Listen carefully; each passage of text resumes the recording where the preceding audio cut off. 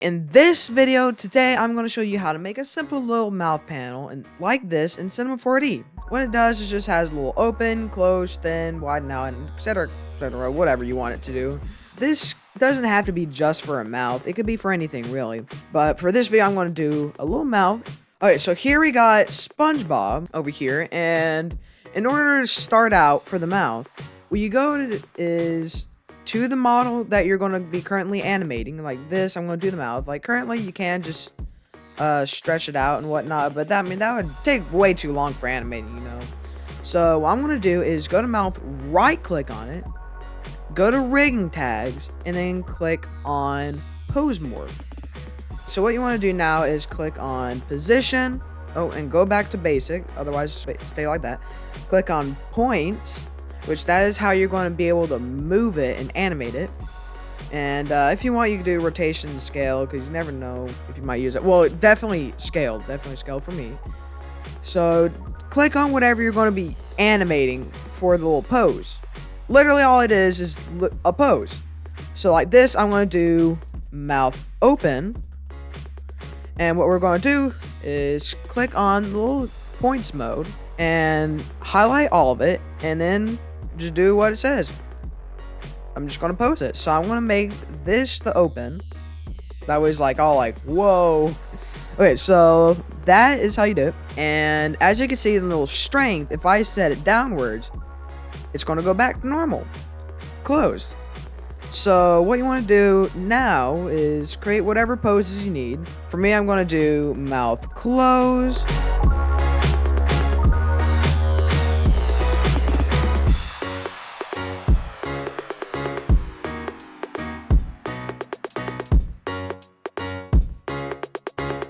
So what you want to do now is on my little SpongeBob model, I'm going to create a rectangle.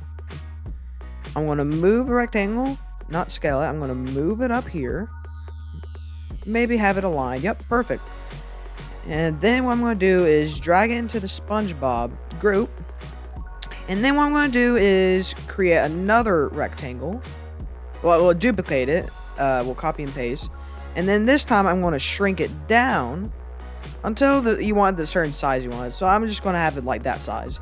So what I'm going to do is rename this. I'm going to rename this mouth panel and this mouth slider. Now what you want to do with this is add 3 different tags.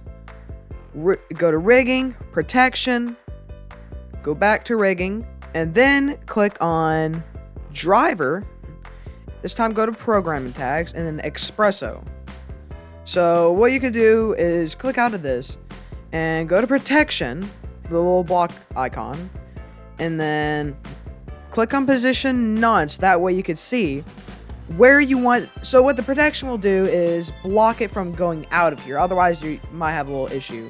So what I'm going to do is hold shift and move it however far I need it. So I'm going to have it on 160. I think that's a good size. So keep that in mind, because you're going to need it later on as well. Put that back in the center. And for the protection, click on limit. And then on X and Y, do the minimum negative 160. The maximum 160, or whatever you want the protection to stop at. And then there you go. So it should look like this. The minimum for X and Y will be negative 160, at least for me. And then the maximum will be 160. So now it protects it from going out of the grid. And so what you want to do now is click on the mouth slider, user data, manage user data, add data, and the name, I'm going to name it mouth field. Now you want to click on data type, vector, interface, 2D vector, and then click on, well, actually just move this over so you can do the, click on these. So now it should look like this so far. And the minimum and maximum, it's the same thing for what you did on the protection grid. So basically you want to round it out until it's at the center on both of these. So move these.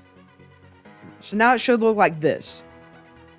And click OK. Go back So now we go to driver expressions, driving parameters, mouth field. Now click on, make sure both X and Y resolution is on 3.